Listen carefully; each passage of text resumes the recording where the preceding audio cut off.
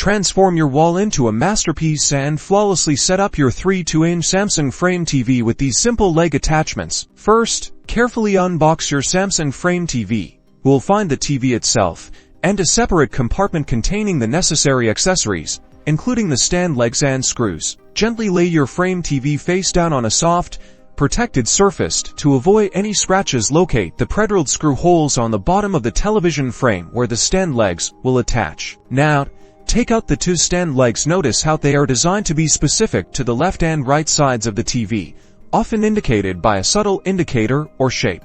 Align the first leg with its designated screw holes. Ensure the flat edge of the leg sits flush against the TV's frame. Using the provided screws, carefully thread them into the holes. Hand tighten them first to ensure you don't cross-thread.